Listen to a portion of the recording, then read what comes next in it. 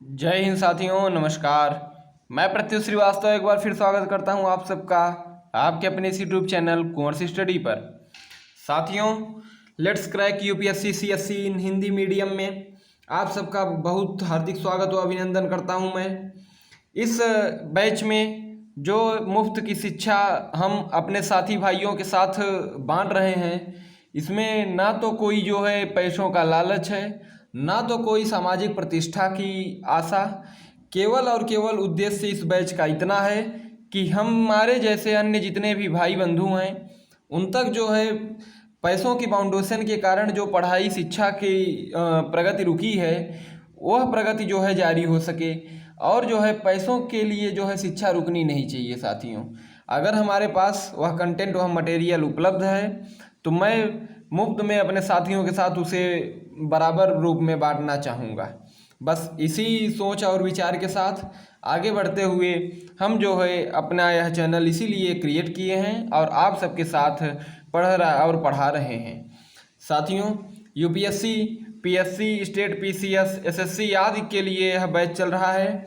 इस बैच में जिस सब्जेक्ट को हम कवर कर देंगे, आपके पास कोई भी टॉपिक सिलेबस का नहीं बचेगा शेष, जिसके लिए आपको कहीं और परेशान होने की आवश्यकता हो। एक एक टॉपिक पर बहुत गहराई से मेहनत किया गया है साथियों। एक एक टॉपिक को इतनी ध्यान से जो है देखा गया है, इतने मेहनत से तैयार किया गया है कि कोई दिक्कत नहीं आने वाली है आपको, और ना तो इसके बाहर से आपको कोई क्वेश्चन जल्दी देखने को मिलेगा साथियों। आप जितना हम पढ़ा रहे हैं केवल इतना रिवीजन कर लीजिए, आराम से अपने हाथ से नोट्स बनाते चलिए, तैयारी करते रहिए। मैं वादा करता हूँ कि आप जब यूपीएससी या स्टेट पीसीएस के किसी प्रीलिम्स और मेंस के एग्जाम में बैठेंगे, आपको सारे क्वेश्चंस यहीं से लगभग देखने को मिल जाएंगे। तो इसलिए जो है अपनी तैयारी को बेहतरीन आयाम, नए ऊर्जा और नए उत्साह को साथ देते रहिए। तो आइए शुरू करते हैं आज की अपनी क्लास को साथियों। कल हम जो है मगध साम्राज्य के मौर्य वंश की शुरुआत कर चुके थे, जिसके बारे में कल हमने देखा था कि कौन कौन से वे स्रोत हैं जिनके द्वारा हमें जो है जानकारी मिलती है उस वक्त की। तो हमने उसमें कुछ स्वदेशी और कुछ विदेशी स्रोतों की बात की थी। अगर आपने वह वीडियो नहीं देखा है तो देख लीजिए, वरना आपको आगे की क्लास समझने में समस्या हो सकती है। आज से अब हम शुरू करने वाले हैं चंद्रगुप्त मौर्य की बात हमारी आज से शुरू हो जाएगी, मौर्य वंश के। तो आइए शुरू करते हैं आज की अपनी क्लास को साथियों। चंद्रगुप्त मौर्य, जिनका शासनकाल 322 ईसा पूर्व से 298 ईसा पूर्व तक रहा है, मौर्य साम्राज्य के संस्थापक व प्रथम शासक बने हैं साथियों। समझते हैं इनके बारे में। इनका जन्म पाटलिपुत्र में हुआ था। इन्हें भारत का मुक्तिदाता की उपाधि थी, अर्थात चंद्रगुप्त मौर्य को भारत का मुक्तिदाता कहा जाता था। इस चीज़ को याद रखिएगा, क्वेश्चन इससे बनते रहते हैं साथियों कि भारत का मुक्तिदाता किसे कहते हैं, और आप कन्फ्यूजन हो जाएंगे क्योंकि उसमें जो है बड़े बड़े हस्तियों के नाम दे दिए जाएंगे, तो इसलिए याद रखना बहुत जरूरी है। मुद्रा राक्षस में देवता शब्द इनके लिए प्रयोग है। मुद्रा राक्षस नामक एक पुस्तक, जिसके बारे में कल हमने आपको बताया था, विशाख दत्त द्वारा लिखा गया था। इसमें देवता नामक जो शब्द है वह चंद्रगुप्त मौर्य के लिए प्रयोग हुआ है। उसके बाद जो है साथियों, यूनानी ग्रंथ जो हैं, यूनान देश के कुछ लिखे हुए यूनानी लेखकों द्वारा जो किताबें लिखी गई हैं, उनके में चंद्रगुप्त नाम का हमें चंद्रगुप्त का नाम देखने को मिलता है। तो उसमें सबसे पहला जो ग्रंथ आता है वहाँ का सेड्रोकोट्स नाम जो है यह हमें देखने को मिलता है। स्ट्रेवो, एरियन और जस्टिस, इसमें ये तीन नाम देखने को मिलते हैं। उसके बाद आता है एंड्रोकोट्स, इसमें एपियानस और प्लूटार्क, इन दोनों में यह देखने को मिलता है। उसके बाद आता है सेंड्रोकोप्स, यह जो है हमें निर्याकस में देखने को मिलता है। ये नाम जो है हमें यहाँ से देखने को तीनों नाम मिलते हैं साथियों। आगे बात करते हैं। 28 फरवरी 1793 ईस्वी को सर्वप्रथम विलियम जोन्स ने एशियाट्रिक सोसाइटी के सामने बताया कि यह नाम चंद्रगुप्त मौर्य के ही हैं। यानी 1793 ईस्वी में 28 फरवरी 1793 में विलियम जोन्स नामक जो वैज्ञानिक रहे, इन्होंने जो है एशियाट्रिक सोसाइटी के सामने यह बताया कि उपरोक्त जो यूनानी नाम हमें देखने को मिलते हैं, सेंड्रोकोट्स, एड्रोकोट्स और सेंड्रोकोप्ट्स, ये तीनों नाम चंद्रगुप्त मौर्य के ही हैं।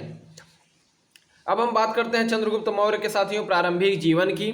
अगर इनके प्रारंभिक जीवन की बात करें तो इनके वंश को लेकर इतिहासकारों में संशय बना रहता है, किंतु माना जाने वाला तथ्य है कि यह एक क्षत्रिय था।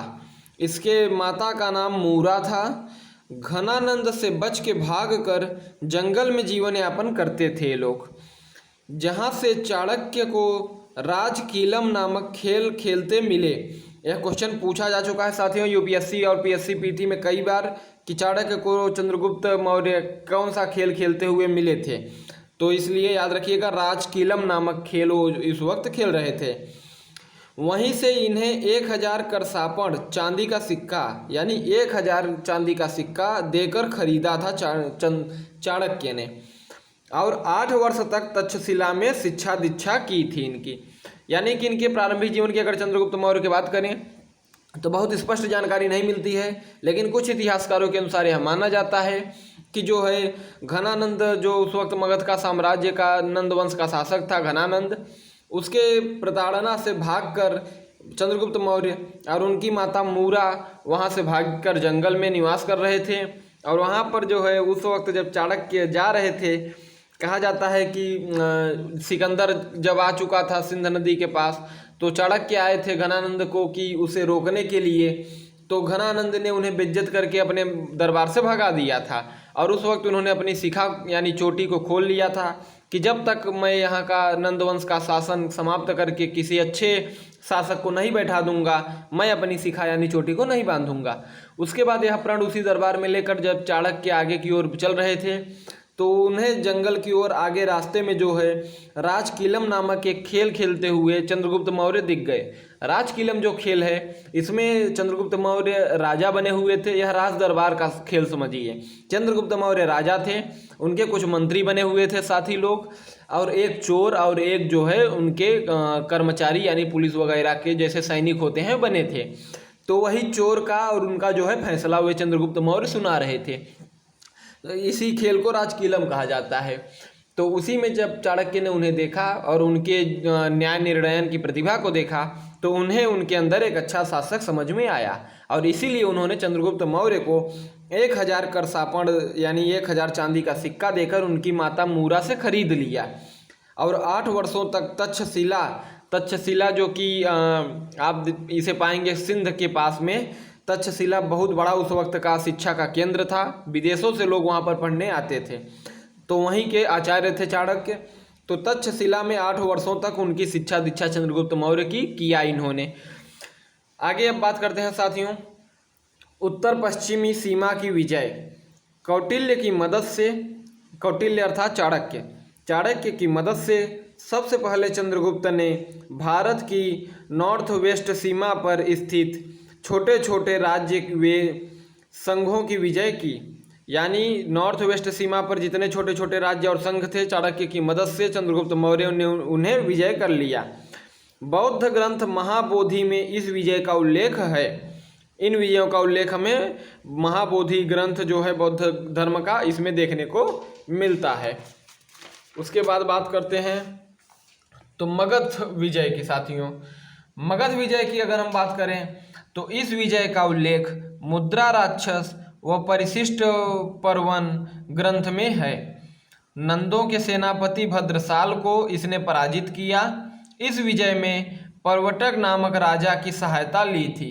यानी कि मगध साम्राज्य पर चंद्रगुप्त मौर्य ने शासन करने के लिए उसे वहाँ के सेनापति भद्रसाल को हराया, और पर्वटक नामक राजा ने इसमें चंद्रगुप्त की मदद की थी। उसके बाद साथियों चंद्रगुप्त मौर्य अब शासक बन चुके हैं मगध साम्राज्य के, और सिकंदर के सेनापति सेल्यूकस से उनका युद्ध हो रहा है। सेल्यूकस ही सिकंदर, उनसे युद्ध हो रहा है। हाँ, सेल्यूकस और सिकंदर से। सेल्यूकस सिकंदर का सेनापति था, जो सिकंदर के बाद बेबीलोन का राजा बना था। इसे निकेटर या विजेता कहा जाता था।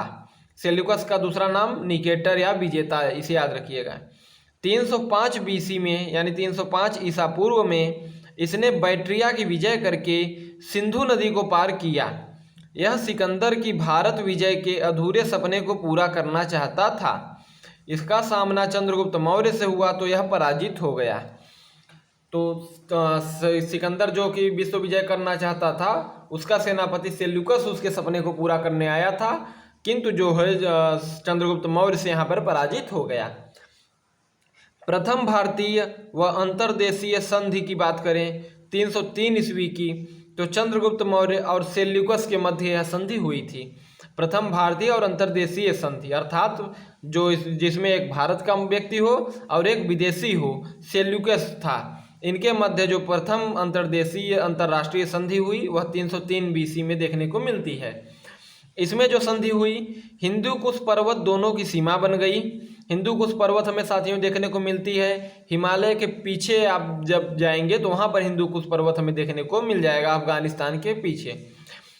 सेल्यूकस ने अपनी पुत्री हेलेना का विवाह चंद्रगुप्त से किया और 4 प्रांत दहेज में दिए। पहला एरिया, जिसे हेरात भी कहा जाता है। दूसरा पेसेपनिसडाई, जिसे काबुल क्षेत्र कहा गया। अराकोसिया, कांधार क्षेत्र, और जेड्रेसिया, मकरान तट। ये जो नाम है यह सेल्यूकस द्वारा रखे गए अपने क्षेत्रीय भाषा में नाम रखा गया था और यह भारतीय भाषा का नाम है। तो इन चारों क्षेत्रों को चंद्रगुप्त मौर्य को सेल्यूकस ने दहेज में दे दिया था, जिसे सेल्यूकस ने जीत लिया था। इस वैवाहिक संबंध का उल्लेख एपियानुस ने किया है। एपियानुस नामक लेखक ने इस वैवाहिक संबंध को स्पष्ट रूप से बताया है। आगे बात करते हैं तो प्लूटार्क ने वर्णित किया है कि चंद्रगुप्त ने 500 हाथियों का उपहार दिया।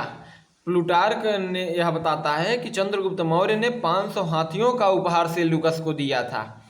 सेल्यूकस ने अपने एक राजदूत मेगस्थनीज को चंद्रगुप्त मौर्य के दरबार में भेजा था। मेगस्थनीज जिसने चंद्रगुप्त मौर्य के दरबार में राजदूत बनकर आया था सेल्यूकस का, यह काफ़ी समय तक यहाँ पर रहा और इसने इंडिका नामक अपनी एक पुस्तक लिखी, जो कि आज बहुत प्रसिद्ध है और उस वक्त के शासन के बारे में बताने में बहुत मदद देती है।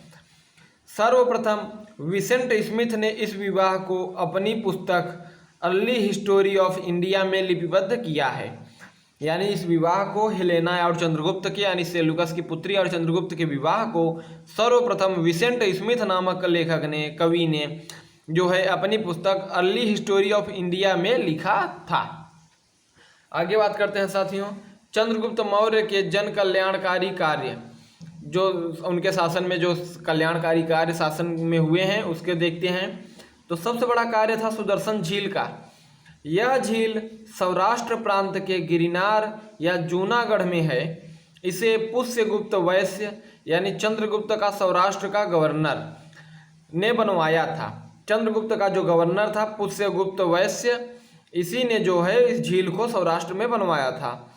उसने पलासिनी नदी, सुवर्णसिक्ता नदी को आपस में जोड़कर सुदर्शन झील का निर्माण कराया था और इस पर कृत्रिम बांध बनवाया था। तो इसमें 2 चीज़ आप जरूर याद रखिएगा कि चंद्रगुप्त के किस गवर्नर ने, पुष्यगुप्त वैश्य ने इसे बनवाया था, और पलासिनी नदी, सुवर्णसिक्ता नदी को आपस में जोड़कर इसे बनाया गया है। इस दोनों चीज़ के क्वेश्चन बनते रहते हैं साथियों। आगे बात करते हैं शक शासक रुद्रदामन के राज्यपाल सुविशाख ने इस बांध का पुनर्निर्माण किया था। यानी इस बांध का पुनर्निर्माण शक शासक रुद्रदामन के राज्यपाल सुविशाख ने करवाया था साथियों। आगे बात करते हैं तो स्कंदगुप्त के राज्यपाल पर्णदत्त के पुत्र चक्रयालित ने इस झील के बांध का पुनर्निर्माण करवाया था। पुनः जब सबसे पहले इसे चंद्रगुप्त के राज्यपाल ने बनवाया, उसके बाद जो है शक शासक के राज्यपाल ने इसे सही करवाया। उसके बाद स्कंदगुप्त के राज्यपाल पर्णदत्त के पुत्र चक्रयालिस ने इसे फिर से पुनर्निर्माणित करवाया साथियों। अब बात करते हैं चंद्रगुप्त मौर्य के अंतिम दिनों की। तो राजावली जैन ग्रंथ के अनुसार, राजावली नामक एक पुस्तक जो कि जैन ग्रंथ की है, इसके अनुसार चंद्रगुप्त ने कुल 26 वर्षों तक राज किया। इसी ग्रंथ में वर्णित है कि अंतिम समय में उसके 12 वर्षों का भयंकर अकाल पड़ा।